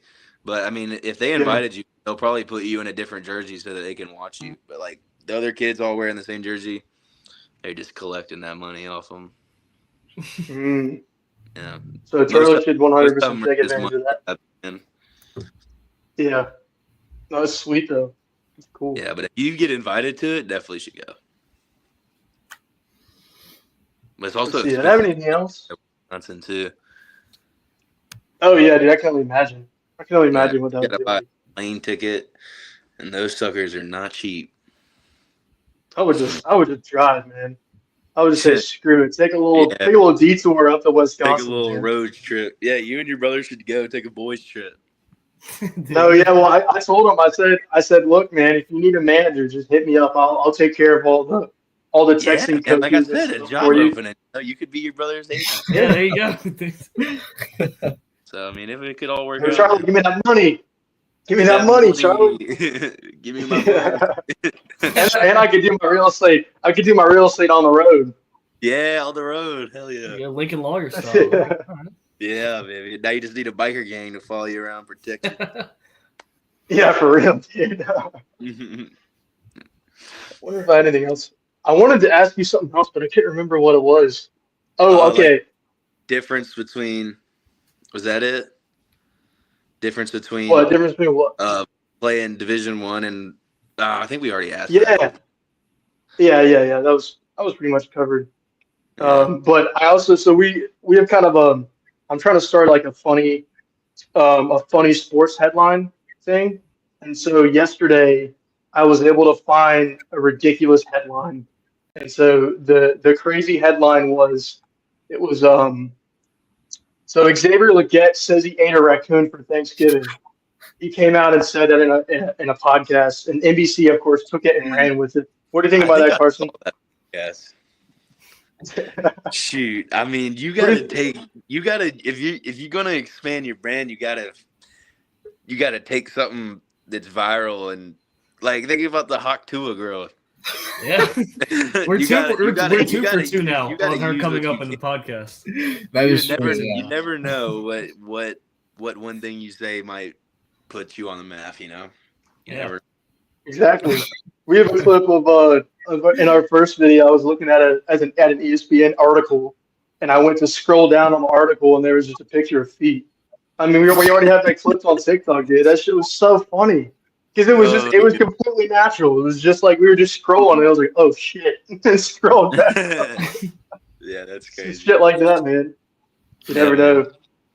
You gotta be different than because there's probably a lot of people trying to start podcasts and stuff. You just gotta be different. Yeah. Yeah, Especially in today's you gotta world, grind it where out. Can't Man. be the podcasters same are old, taking same over. old. Mm-mm. Mm-mm. Well, Carson, man, I appreciate your time, brother, and thanks for coming onto the podcast. And Yeah, we'll appreciate hopefully y'all. have you on again one time. I hope so. Yeah, once I get deeper in the portal, definitely I'll get on and talk some ball. For sure. Dude, yeah, we'll have to do an update Yeah. on your portal journey, man. That'd be awesome. Yeah, let's do it, man. Appreciate it, man. Well, have a good night, brother. We appreciate it. Yeah. You Good too. to meet you, Carson. Take care, Yep, bro. see y'all. See you, bro. Peace. That was sweet. That was sick. That So, was a good insight there. I do have another guest for y'all tonight. It is Mr. Caden Culpepper. He is the owner of Bet the House. He's going to jump in here and show us what he's all about, kind of what does Bet the House mean, and he's going to help us. He's going to help us go through a parlay on Underdog and go through that. But that was a great conversation. It was cool to get a different insight. We talked to Barney from Penn State, who had already left college and done a little bit into the NFL and whatnot. But it was cool to see Carson jump in here and talk about what's happening right now in college football. Yeah, that was super cool. Yeah. What else did you want to talk about before Caden's about to pop in here in a second? He just needed a minute or two. What else? Did y'all have anything else? I think that was everything. I think we covered everything. I think now it's just up to the parlay god to bless us with something. Oh yes. Oh yes. I did hit a Let's see parlay if last those- night. If you want to talk about it?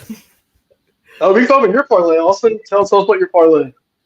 Yeah, I'll pull it up. So it was $10 last night. If my friends are still in the chat, they're gonna click off of it now. Pretty pissed off at me. But hit a parlay last night, $10 for $837 last night. Breaking news right now: Michael Penix Jr. named Falcons starting QB. What? Let's go. Time for a change. I'm a Falcons fan again. Let's go. Let's go. That's crazy because like not even a week ago they were saying like we're not gonna rush Penix into anything. We're not gonna force him. Yeah, in. no. I'm worried that the organization is forcing Raheem to make the switch. Oh, absolutely. There's no doubt about it because Michael Penix, I didn't like it at first when they drafted him at number 8. I hated it, but after a while, I still think they should have took edge rusher, regardless. Regardless of how much I like it now, I still think they should have took edge rusher. But you look at all the QBs from that class, and it was really between Jane Daniels, Drake May, and Caleb Williams. Bo Nix and Michael Penix. I think that – was there another one, or am I leaving somebody out? I think that's it. I mean, Michael Penix got taken like right after. I mean, J.J. McCarthy. Well, okay, yeah, J.J. McCarthy about that. Well, either way, what I'm trying to say is the top 3 in Drake May, Caleb Williams, and Jane Daniels, that's all anyone talked about until a month away from the draft because they have to talk about the other quarterbacks that are going to go.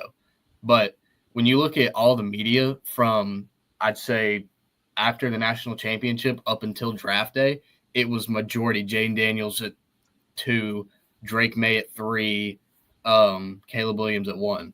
It's going to be that order, no matter what team it is, really, I guess. But Michael Penix and Bo Nix and J.J. McCarthy, I don't think that got talked about enough. I don't know if that's because they're just not that good. I don't know what we're going to see from Michael Penix, but I mean, give him a shot. It's got to be a step up, right? I mean, it can't get much worse. Number one, and number 2 is when you look at this quarterback class, everybody's playing phenomenally. I mean, there's probably that probably adds a little bit to it. Like, hey, we might as well play Penix because look at Jaden Daniels. He's having one of the best quarterback rookie seasons of all time. Caleb Williams not playing great, but he's playing pretty okay for a rookie quarterback. And then Drake May has played pretty well in his Patriots offense, even though they don't have a whole lot of weapons. And I mean, J.J. McCarthy, before he tore his ACL, I think that's what it is, ACL. Yeah, I think that's what it ACL, is. MCL, something like that. You look at it before he tore his ACL, he was playing phenomenal. Bo Nix is playing really good too. I mean, he's got a lot of interceptions, but he's playing really good. It's a really good quarterback class. So I mean, you might as well throw Penix out there because I mean, we remember how he looked in college. He was phenomenal in college. Michael Penix last season. I thought he was the best quarterback in the country last season. So I think he was good. I didn't know that. He was really I good. didn't He was know that. efficient. Crazy. No, he was efficient. He played well. I am going to pivot, Austin. Mr. Caden Culpepper is here, ready to talk about Bet the House. We're gonna let him in. Hopefully, my computer doesn't pass away in the process of it. Yo. What up, What's Caden? up, fellas? What's That's up? pretty big news, man. Yo. One of my buddies is a big Falcons fan, bro. He's hurt. He's saying how big. Yeah. That's crazy, bro. It's been a tough couple of weeks, man. Yeah. My fantasy chat is blowing up. But first of all, bro, you guys are rolling for the hour? That's clap it up, bro. Awesome. You guys are killing it, bro. You guys are killing it, dude. I think it's awesome. But I Appreciate you guys having me on, man. Yes, sir. My fantasy chat Okay. is blowing up, dude. That's crazy. No, you good. Brother. So Caden, for people who don't know, what is Bet the House? So just give me kind of a rundown of what that is. So basically, man, Bet the House, I came up with it like 3 months ago. To me, man, it's really a lifestyle. Like, I want to turn it into like a real brand. I've been doing this shit forever, honestly, sports betting, and I love sports just like you guys do. So I've been trying to think about how I can turn something that I truly love into. And I went up to New York, spur of the moment. I'm like, I'm going to the Bills and Jets game Monday night. So Sunday I had a parlay set up. It was a 14 parlay. I can't tell you who it was now, but I was like, let me set it up to where I can have the Bills as my last leg and actually be at the game. So the 3 bets hit.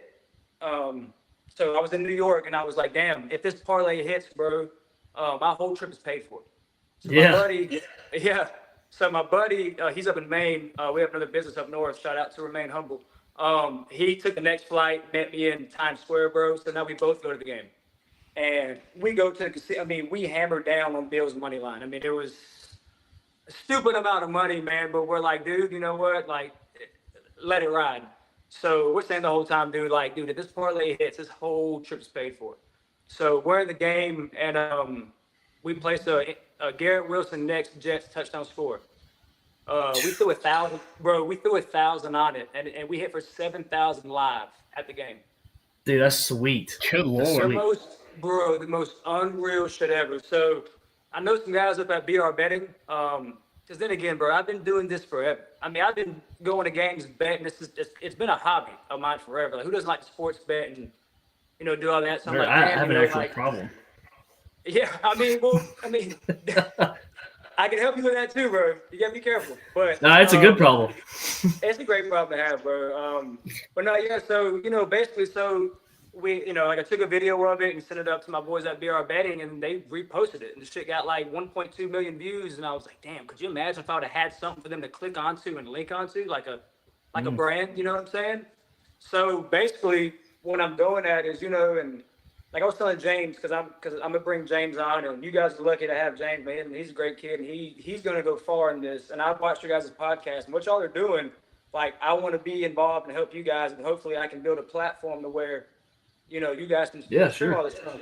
For sure. But basically, man. So in a nutshell, like Bet the House, like I told James, this is let me do the betting right now.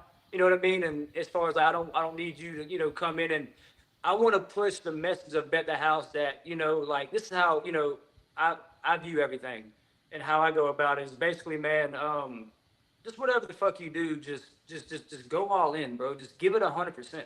Like truly bet on yourself. And I've lived by that motto and shit. I can't complain. You know what I mean? So it's not like if you don't sports bet, you can't follow the page and you can't be a part of the brand. Like, I want this to be a lifestyle, bro, like a huge thing. And, I feel like we can build a true following. And yeah, like the betting on the games and the podcast is, that's going to be the fun part about it. But the best part about it is is just the aspect that if we can get people to truly believe, like, dude, like, I told myself I'm going to go to the game. I booked a flight, bought a ticket, and I was there. You know what I mean? Like, you can really do whatever the fuck you want to do. You know what I mean? So just whatever you do, man, if you're a janitor, bro, be the best janitor. Go in there and be like, yo, can't nobody outsweep me. You know what I mean? Like, can't nobody clean this table better than me. That's the mindset you got to have. Right. And so, you know, we own a bar, and, you know, I actually bartend for a living. But I tell myself, won't nobody on this island walk in here and run a bar better than me. You know what I mean? That's just the mindset. Right. Of really, truly what, you know, what a Bet the House is. But yeah, I'm excited, bro. I have a lot of contacts. You know, like I want to get into NIL deals with athletes and really just build this up. You know, like I told my buddy today, I said, you know what, man, this shit doesn't. If nothing happens with this, I'm not going to just stop going to games. I'm just not going to not go to the Georgia Notre Dame game, which I'll be at. You know what I mean? Because I'm saying Notre Dame's going to win. You know what I mean? But like, I'm gonna do this anyways. Why not build a brand, build a team, and, you know, see where this shit takes us, bro? Pat McAfee started just like you guys are doing. Don't forget that. Yeah, sure. I mean, why not, right? It's we all love to do it, so we might as well try to do something with it.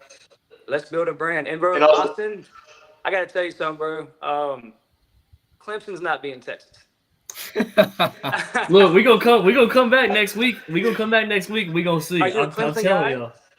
No, I'm really not. I just don't think Texas got it in.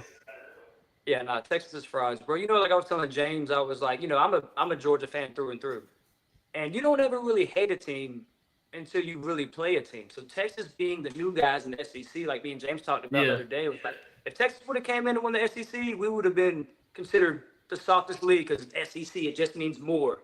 Blah blah blah. They would have came in and beat us. So I was at the game, but we were like 6 rows. Me and my wife, we were running right there, up and down, running down, and I never hated Texas until I saw the kids. What the fuck Matthew McConaughey has on. Dude, that is annoying. The That's ugly annoying. khakis with the ugly orange. Bro, they're running around like Chiefs Horny. Indians. I'm like, bro, fuck Texas. Like, it finally hit me. Like, I hate this team. Dude, my girlfriend lives in Austin. When I go up there to see her, it's Texas everywhere. Bro, and your name is Austin. That's up. I know, bro. It's crazy. It's crazy. But It's dude, dope last though, night man. you'll appreciate this, Caden. Last night I hit an 8-leg parlay. Oh, bro, you dream of that shit. Oh, Yeah. that's better than sex, bro. Tell him that's better than sex, bro. I'm just saying what you say. Man, it's pretty good. I'll say that. I told my wife that she gets mad. I said, well, Tom Brady never argued with me. But anyways, keep going. Let me hear it, That's bro. sweet. Nevertheless, You want the whole thing? I want the whole thing. It was a little bit of college basketball, a little bit of NBA. I had Louisiana Tech plus 120, Charleston money line minus 260, Middle Tennessee State minus 200. And then I had 76ers money line minus 150, Pistons money line plus 155, Nuggets money line plus 100, Bulls money line minus 130, and Clippers money line minus 350. I only put 10 on it, but I won 873. Yes, sir. That's the fucking American dream right here, bro. That's it. You ready for the worst thing? Because people say, "Oh, imagine if you would have put 100 on it." You know, what I'm That's saying? I was about to be the next words out of my mouth, Never bro. say that, bro. Never say that because you would have fucked around and hit for 8,000, and nothing else would have ever been as good as the 8,000. So let's Yeah. do 800. It would have been chasing that feeling forever. But listen, like I was telling James, man, like I want to get on with you guys, and bro, like I was telling him, I'm very being humble, but I mean, me and my buddies, we can show you the tickets. We got crazy props hitting for 3,400, 7,200. I mean, then get the the $200 ones. But like, I want to get on and I want to build like a prop, like a couple player prop, especially on Sundays. And then when it hits, we'll get back on Sunday night. Yeah. Talk about it. Like, if you think of it like this, when it comes to betting, right? Everyone wants to chase the outcome, right? It's like who wins the game. I mean, I've gotten into player props lately, and this shit really changed it up because I was like, okay, you got to think on a 1 o'clock slate on a Sunday, you got 6 to 7 games, and it's like, okay, so just say you got 3 receivers per team, bro. You got like 50 receivers and 15 running backs. If you can't pick fucking 4. Combined, you know what I mean? It's like, Yeah, like dude, you got. I mean, that's the idea, right? It is, but like these odds go to, bro. You can parlay 7 games, and the odds would be like 7 NFL games, all money line favorites, whatever you want. The odds would be like plus 600 on fucking 7 legs, where you could put a 3 or 4 team player prop. Justin Jefferson, 87 yards, Bijan to have 82 rushing, and Kirk Cousins to throw a fucking pick. The odds would be like plus 1100. You won't find no better value, bro, than any other kind of betting scheme. Like, it's fucked, man. And I don't say I know some crazy code, but it's like, you got a better chance of hitting 3 player props when you hit that fucking 8 leg again. I'll be honest. Oh yeah, no, trust me, I know that. That is dope, though, man. But yeah, that's kind of the whole scheme of it, bro. And like, I want to, get on here weekly with you guys, and I want to blend in. Like, I appreciate the owner of Bet the House, but I just want to be one of the guys, man. And you know what I mean? Like, I really feel like we can all do some dope shit together with this. I want to say we're all sitting in our fucking rooms at our house, aren't we? Yeah. This is not where I really am. Yeah, I don't live in I thought you was at Caesar's Palace for a second, bro. No. I didn't download the background. He's at Dave and Buster's. He's at Dave and Buster's. Is that Dave and Buster's? Peyton's in the back there. Peyton, where are you supposed to be at? A spaceship? Nah, this is the Bat Cave. I didn't have nothing else to put it as. We had like a minute left. This is what I chose. We gotta get you guys some like Bet the House backdrops, man. But yeah, that'd be dope. That'd be dope. But eventually, we got to put the branding in there. That's my next thing. I'm gonna get it. Then my next thing is to get our branding in there too, in the stream. Make sure everybody can see who we are. And man, so like, go ahead. No, you're good. I have a delay. My computer's being weird. But so Caden gave me a couple of these stickers, and so what I'm going to do is if we hit 50 subscribers, I'll give one of these out to a random person. And so that's because I can do giveaways on this website. And so what I'll do is I'll be able to give out one of these as a giveaway, kind of help keep traction over here, because that'd be sweet too. And hopefully, when we get to a certain amount of subscribers, we can start throwing out hats and stuff. Because that'd be pretty dope. Listen, hey, look, I got something for your stream, bro. Like in your chat, bro. The first one to send me a ticket, I want to say a $300 hit, bro. I got you on the hat. The first Free ticket. hat. There you go. Free hat. There you go. Free hat. I got you. I got some more stickers. I think I give to you, James. Heck yeah, man. Heck But yeah. definitely, man. So I'm excited, man. Like I want to be a part of it, and like I want you guys to really, I want you guys to bet the house, because what I'm about to do with this from my side, which I could talk for 4 hours about it, but I'm doing a lot of legwork, man, and I'm getting some pretty dope shit lined up, and like I told James is gonna be a big part of it, bro, and I think you guys, bro, keep on doing what you're doing. You might get 7 streams and 3 comments, bro, but it's going to grow. And let me tell you something. People see this, bro. And a lot of close people to you, they're going to talk shit. And they're going to hate and call you corny.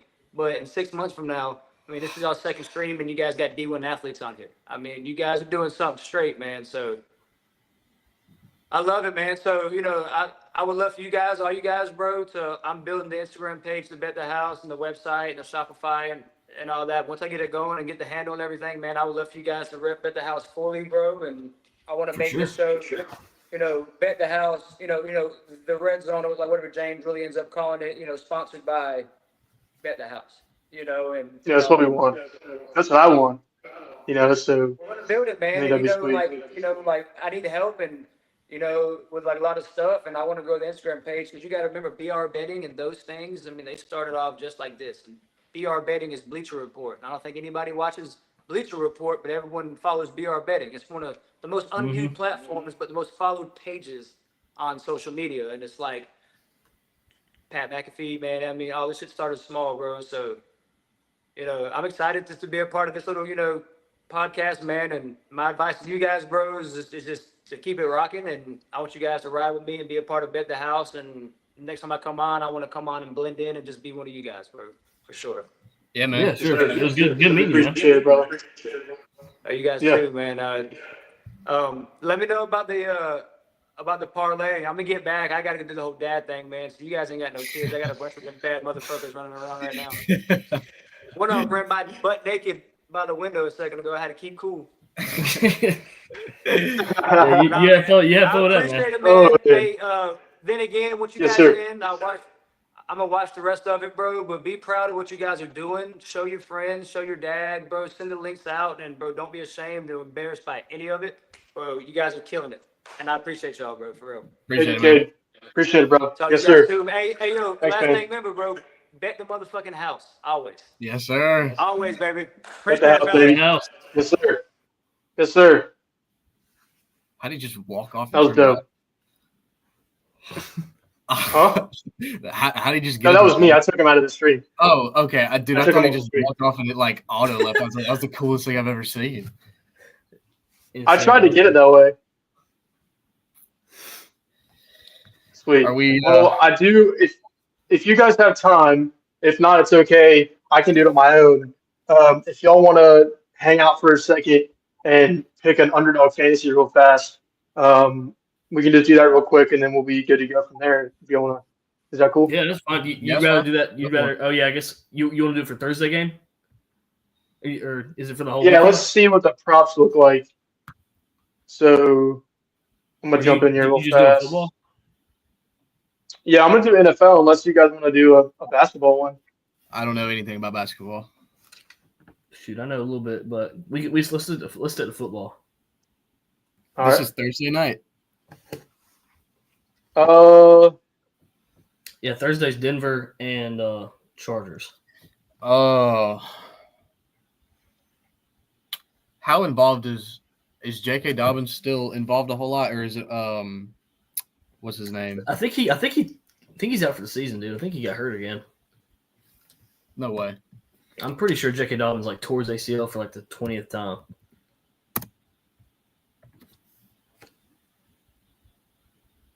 He's 100%. Oh wait, that's from the beginning of the season. Hold on.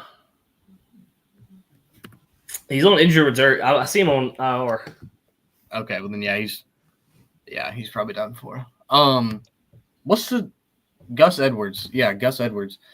Does anyone know his snap count? Does he run a lot? The game that I watched, he ran a good bit. I mean, I'm seeing 6 attempts, 10 attempts, 8 attempts.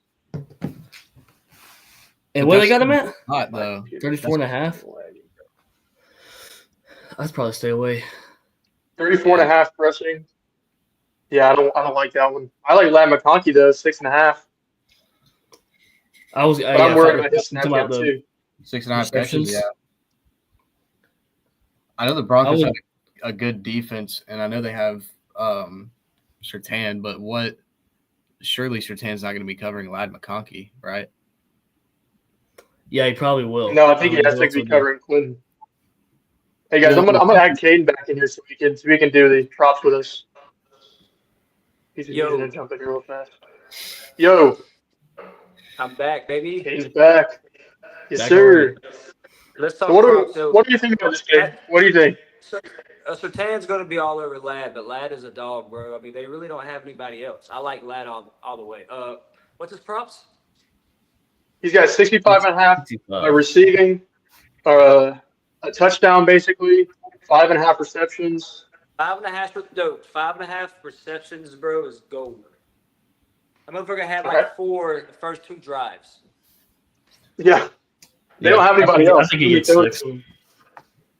Does he play on the outside a lot? Does McConkey play on the outside? He runs slot, bro. He runs outside. He runs everything. I didn't know that. Okay.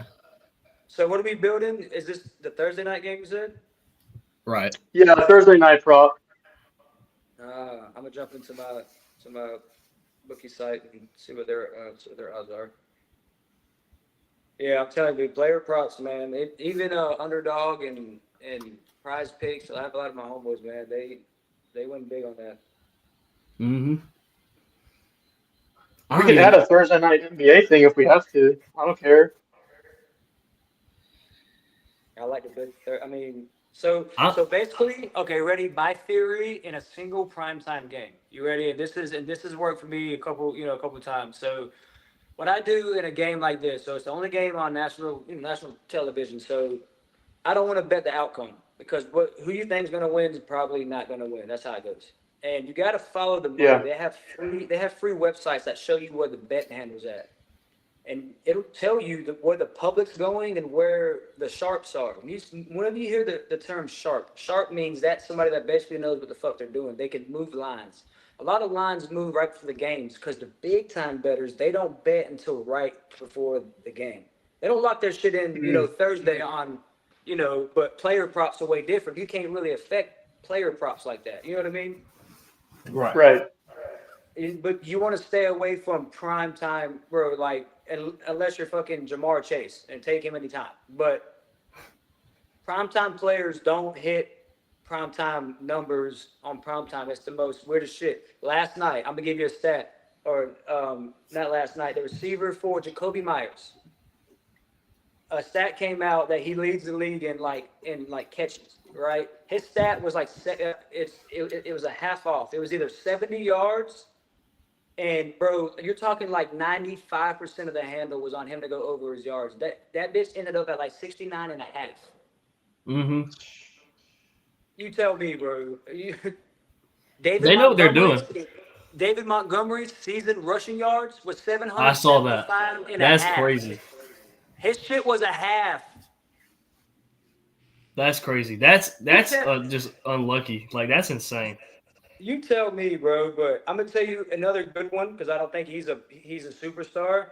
He is, but Cam Sutton. What's his receiving yards on there?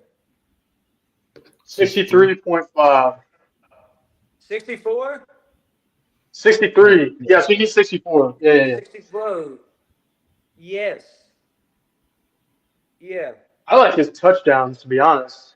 Because you gotta understand, bro, the Chargers are when they're on, they're on. They can hang with the Ravens. They can put up 38 points. Mm-hmm. So Right. you don't know who's gonna come out. The Chargers come out and score the first fucking 3 drives, and then it's a passing game. And yeah, Cam Sutton, Right. if he can't get 63 yards, bro, playing a shootout all game, which is probably what it's gonna be, I mean, fucking dig my grave. You know what I mean? I like Justin Herbert. I was just about to say his passing yards or his touchdowns. I don't really know. Hey, Yeah. Justin Herbert to throw 2 touchdowns plus 144. That's a leg. You think we should stick with just 3 for one game, or should we go? Should we just max it out?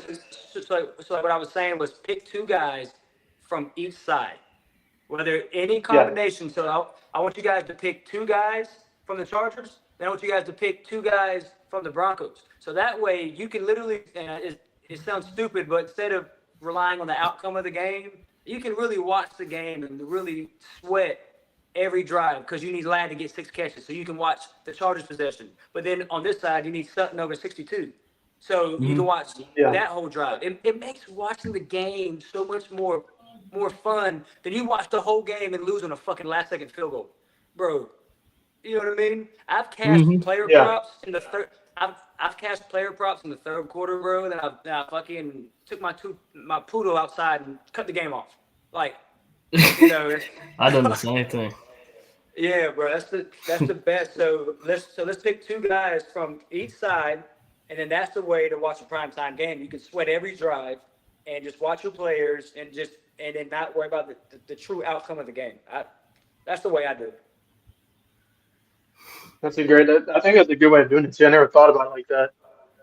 So I didn't either until about fucking week 9. I put in a 4 player prop and hit, and I was like, "Are you kidding me, bro? This whole time." So we got 2 Chargers and 1 Bronco right now. Yeah, we need 1 more Bronco. Who'd you take? I don't know. If I can find a Bo Nix interception, I think that's a great. Yeah, Bo Nix to throw a pick against. What do we got so far, James? So we have Ladd McConkey, 6 receptions. We have Cortland Sutton over 63.5. Justin Herbert throwing 2 touchdowns. And that's what we have right now. We need 1 more. I'm liking Bo Nix interception. I am too. Are you like a Bo Nix interception? Yeah. He threw like 3 last week, I think. 764, and then I don't know. I can tell you guys some real live odds from from my buddy's site. So interceptions at least. Let me find that. Oh, pass interceptions at least. Here we go. Bo Nix. He's actually favored to throw a touchdown, bro. That's pretty crazy. Bo Nix minus 143. Let's add the leg. All right, so we're looking right now. Ready? Boys, hear me out. We got Justin Herbert to throw 2 touchdowns. Ladd to have 6 receptions. Sutton to have 64 yards, and Bo Nix to throw a pick plus 1,100. I like that. You tell me, like, any 4 game that you could put together that has better value and, like, more of a chance to hit. Like, that is all very doable shit. Like, this is a $5 bet. If we hit all $36, you don't get that with plus 110 or whatever the heck you said. You don't get it. You don't get that value for it. bro, and, like, the key word to sports betting is value. Like, you got to find, like, literally last night, bro, like, my boy was like, he was like, yo, don't take Jefferson's yards, take Addison's yards, bro. And boom.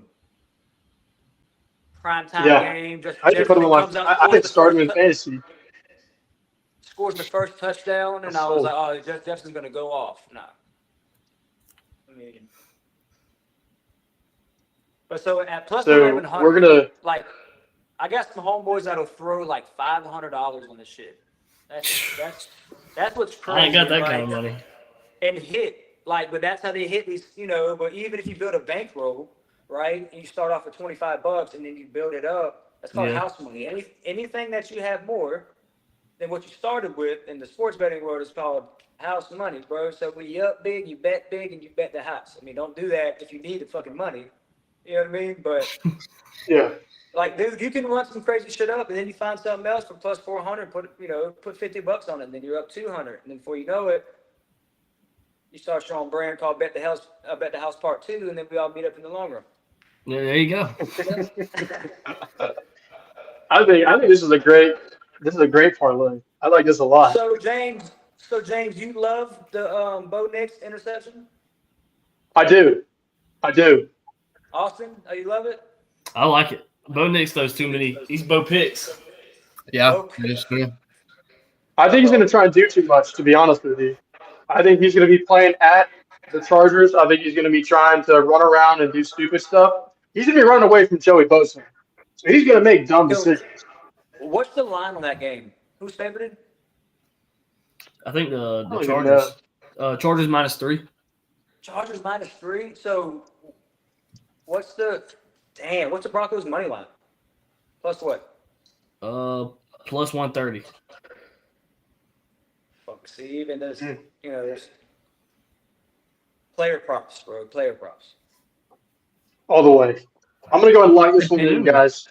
Yeah, I like it a lot. I like Are you it. locking it in? My God. I'm locking it in. I love it. Bet the fucking house, bro. Bet the house. Literally, that was my house money. I had 70 cents. That was my house money, motherfuckers. That's Literally. it, bro. That's it. You can live and tell the tale, brother. There we go. I'll be living with $36. That's for sure. Hey, look. Last thing. This is where people get greedy, but we're not gonna post it. Do you guys pick one guy from that whole fucking game to score a touchdown? One guy from either side. I want to hear everybody's opinion. One guy. Let me look. I actually think I'm okay at this kind of thing. Give me Cortland Sutton. Sutton? Yeah. Give me Now you're looking McConkey at- touchdown. Now you're looking at plus. Man, I'm gonna go Bo Nix rushing touchdown. Bo Nix anytime? Bo Now you're Nix looking rushing at plus touchdown. 6. And if we added Bo Nix to have a rushing touchdown, that's going to be plus 6,000. Good You lord. heard it here first. Bo Nix is gonna have a QB sneak from the 1 yard line. He's getting in there. Yo, I hit that, bro. Wait till I pull up my clips, bro. I hit on Mac Jones to put 100 on plus 1,000. That bitch fucking tush push 2 times. Got stuffed the first time, about passed out. And then I got it all on video. Then he got tush pushed again. And I don't think anybody's seen somebody more happy for Mac Jones to score a touchdown than me. Mac Jones anytime. I'm like, who? Fucking Mac Jones. It was the best. It was the best. I'd be best excited. life. Yeah. But so realistically, he said Cortland Sutton. Right. I mean, with that same as that parlay in, if you threw Sutton in at anytime touchdown, you're at plus like 2,500, bro. That's insane. You put 100, not even, but you put $10 and we need 250. Yeah. That's off of doable shit that we watch happen every game. We watch all the same stuff happen. You know, Yeah. Yeah. I mean, it's just you and got to then, pick but it. the unfortunate part though is you have like our parlay from last week where I thought A chain, like we all thought A chain was going to be a lock, and everything else was a lock. Everything else was perfect, but A Because chain didn't get that because touchdown. because everybody and their mama had fucking HN. Vegas knows, bro. Mm-hmm. It's the weirdest Fair. shit. Like, dude, like if you ever like studied Vegas, and I've looked at like a lot of sports betting stuff, dude, is how the fuck do they get you to the half a point? Yeah, they get it like exactly right. They got hundreds of thousands of models that run the simulations and get that stuff right. It's crazy. It's crazy. Well, But they they have get it the right. script from Roger Goodell. Either or. Do you guys think it's rigged? And that's my last question before I go. Do you guys think it's rigged? I really don't think it's rigged. I just think that there's so much analytics that Vegas has that they can pretty much statistically guess what it's going to be. I agree with that. Okay. Yeah. I think the NFL knows who should win for the best of their You know, company. bro, I'll tell you something. My man Peyton is a hidden gem. He's sitting there. He's got so much damn knowledge right now, bro. Peyton's gonna be richer than all of us, man. He's got it. He's gonna lock in that fifth leg fucking parlay I just said and hit, not tell none of us, bro. Watch. Honestly, I can see Peyton doing something like that. Hey, but listen, I don't think it's rigged from the players. Like, I don't think Joe Burrow gets up and looks and is like, oh, well, my over under, passing's 32. I'm gonna throw 30. No, but I do think that the refs have a hold on it. The refs rig it, bro. The calls. That's where Yeah. I do think sometimes 100%. they might have some money on it. The No, Chiefs not Raiders even, like, game they is have. ridiculous. I think that like they're being told what to call. I mean, because bro, people do strange shit for money. I mean, could you imagine if people suck dick for $20? Could you imagine? I'd blow a game for $100K.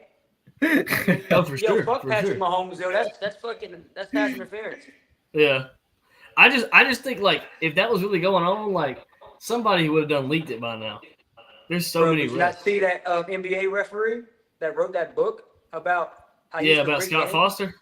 Scott Foster, bro. Yeah. You don't think that shit really happens? This is in the early 90s, bro. That's before sports betting was even allowed. You can't watch a Thursday night football without seeing Randy Moss's parlay prop of the night. It's thrown in your face, bro. That It's is true. totally- That is true. They want you to bet a certain side, and then they're going to fuck you because the standard bet, right? So say you go take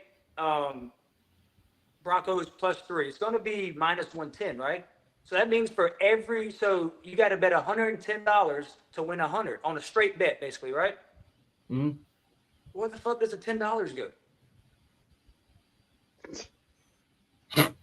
What you mean? Well, think about it. So the way you got to look at a unit, right, is if the Broncos are +130, right? So the way I view that, how I read it is, so if the Broncos are +130, that means if I put $100, I'll win $130. I view it in Right. terms of 100, right? So, but Right. the standard bet is -110. If you take a team with whatever Vegas gives you the points, they're -6.5. The bet's going to be -110. Like that's the standard bet. Is you bet $110, right? But who gets the $10 that you're putting up on a straight giving out bet? The house gets it, bro. So Vegas never loses. They get money from each side, even on a straight bet. They're getting basically a percent.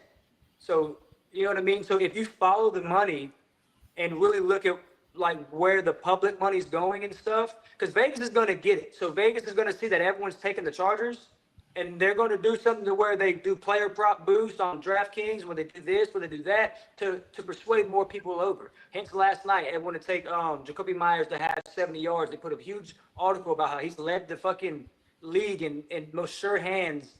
Everyone hammers him, and he comes up a fucking yards short. So if you follow the money and don't blindly bet and look at what Vegas wants you to take, because they'll set up what's called trap lines, bro, where they want you to take a certain game, and you fall right into it, like, ain't no way the Lions are going to get beat by the fucking Bears type shit. The Lions are -8 points. You take the Lions -8, the Bears win by fucking 10. Mm-hmm. We got fucked. I've fallen victim to it before. I've fallen too, bro. It's like the old little candy in a van, bro. It's like, oh, give me more. It's at the bottom of the drain. Fucking jump in. But it's a lot of dope shit, man. So I like that. I like that. And if that hits, bro, I want to show you guys, bro, that that's bet the house. I can show you slips of everything, but once you really see it and realize if you love sports, like you guys said, you don't like baseball, basketball. I'm the same way. I know baseball and basketball. I don't give a fuck about it. Juan Soto getting that boy got a prison sentence. He got 30 years, but he got $3 billion. It's fucking crazy. But there's a lot of shit like in this sports betting stuff, man, and there's a lot of schemes around it. And the more I've dug into it, and I know people that are like professional bettors, bro, it's all bullshit. So I think props are the best way long term if you're gonna bet, bro. Yeah. Sure. Yeah, I agree. Well, I appreciate it, kid. It's been great to have you on, man. We appreciate finally getting to, for everyone else who doesn't really know Bet the House, putting a face to a name. Now they got a face to look at, when they see Bet the House. So it's all good. Yeah, man, we appreciate it. We appreciate you helping us put that parlay together, man. We're gonna come back and give it an update on our next show. We'll let you know. Probably like Monday or something. We'll come back and do an update video on the parlay. Should be pretty sweet. Perfect. Is he? I can't tell. I think he's frozen, bro. Yo, I think he's frozen. Yeah, I think he's frozen. But well, I think what we'll do is we'll probably end the show there. That's hilarious. No, his computer died. I thought he was locked in, bro. I thought I did too. I was like, what is in the world? I thought that was kind of crazy. Dialed in. All right. Well, thank you for everybody who tuned in tonight. We really appreciate it. Like and subscribe us. Share with your friends. Share with your parents, your uncles, your buddies, your enemies, everybody. Get the word out there about the Red Zone Show. We should have a branding update soon. I want to do something a little bit different. We appreciate it, guys. Have a great night and take it easy. Yep. Peace out. See y'all.